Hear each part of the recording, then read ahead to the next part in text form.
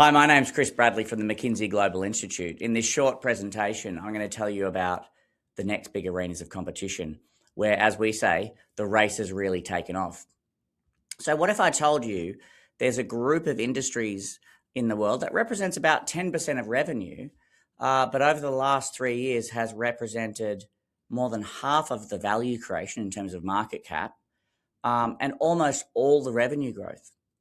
It's so extreme that if I took this group of industries out of the index, the average large company would hardly have grown at all.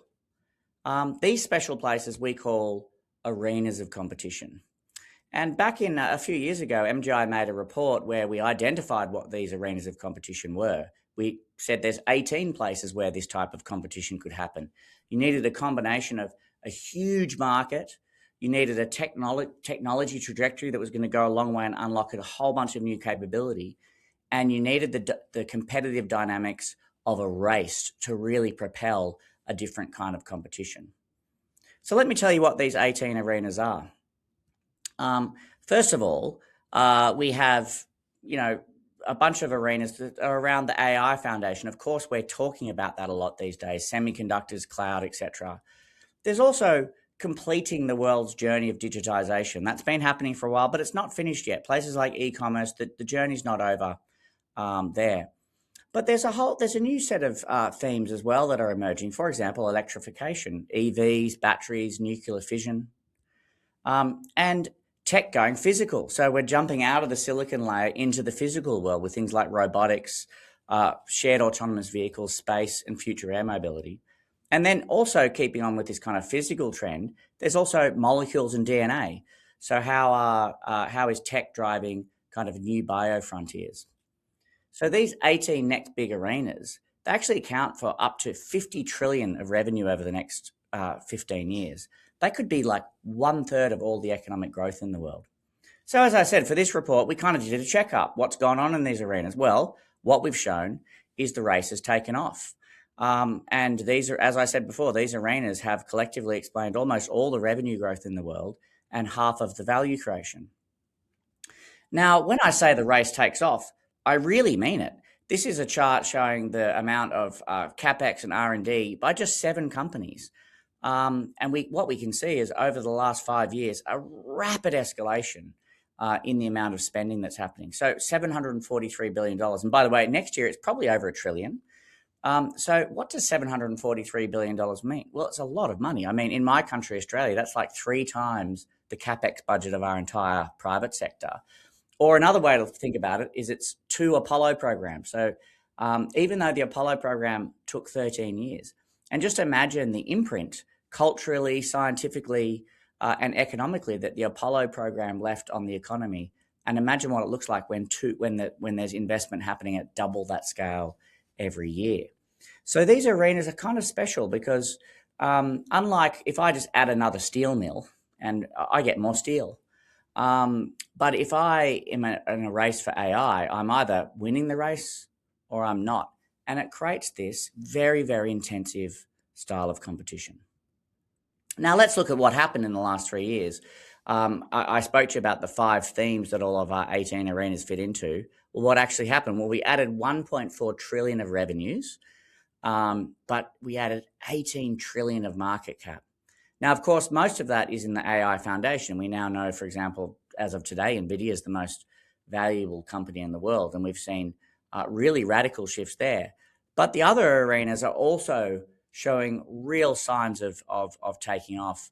And in fact, when we went back and looked at our predictions about arenas, we're pretty well feel that on the whole, things are tracking either ahead of where we thought they were or where they thought they were going to be, or roughly on track.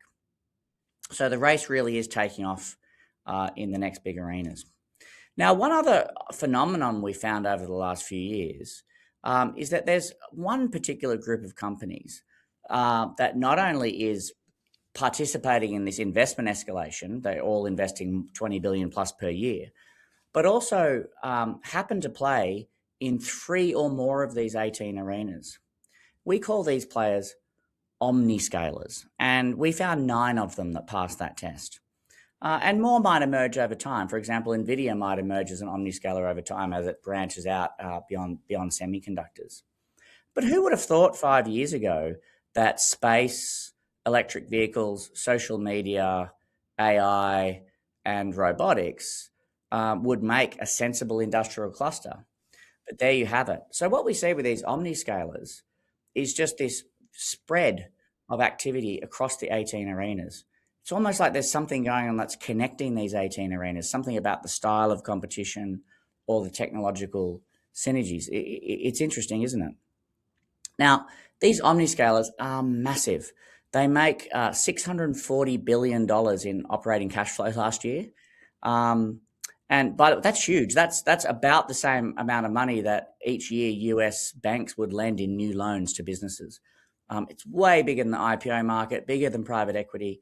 It's almost like its own weather system. But perhaps what's more interesting about than the amount of cash they generate is how much they spend. They actually spent over $800 billion last year on CapEx and R&D. Just absolutely enormous amounts of money that really will not only change the industrial landscape, but change the entire economy. So what we can see here is these omniscalers not only grow faster and generate more operating cash flow, but they also invest more heavily. And in fact, if you look on the right-hand column there, we can see capital expenditures and R&D spend as a percent of revenue. You see that the omniscalers spend 3 times more relatively than what we'd call a normal industry. Quite phenomenal, isn't it? And so these companies really are shaping the world. But there's something else going on here as well, which is where it's happening. And the answer is it's pretty well all in the US and China. In fact, 90% of the market cap in these 18 arenas is in the US and China. And here's one way to think about it on this chart. In the US, on the markets there, 37% of the market cap is explained by the 18 big arenas. But in Europe, that's only 7%. So the US is a very, very big player here. In market cap, it's 75% of all the market cap in the arenas. Now, when we express it in revenues, because the valuation ratios are different in China and the US, it's 55%. But nonetheless, we see this being very much a Pacific phenomenon where the US, China, and a bit of Japan and Korea participating. So where does that leave Europe? Well, Europe plays in a few places, like, for example, obesity drugs, robotics, electric vehicles, but on the whole, has a whole lot of catching up to do. And in fact, it's not without fluke that when MGI talks about the productivity gap between Europe and the United States, that's behind that productivity gap is an investment gap, and that investment gap is, guess what, about $800 billion. So in order to see this this dynamic change, we're going to have to see a really big shift in the capital allocation. In fact, US companies, 35% of the CapEx and R&D in the US goes towards these 18 new arenas, but in Europe, that's only 8%. So it's going to take a really big shift in capital allocation towards these next big arenas. I hope you liked that little short presentation on the next big arenas of competition. Looking at these over a few years, it really is fascinating. We're seeing the world change before our eyes, and that change in the world is also being expressed in what industries look like, what companies look like, and what economic models and strategies prevail. So we're all in the arena now, and whether we're in one of these industries, we're adjacent to it, we're all feeling the effects of it. And with that, wish you all the best.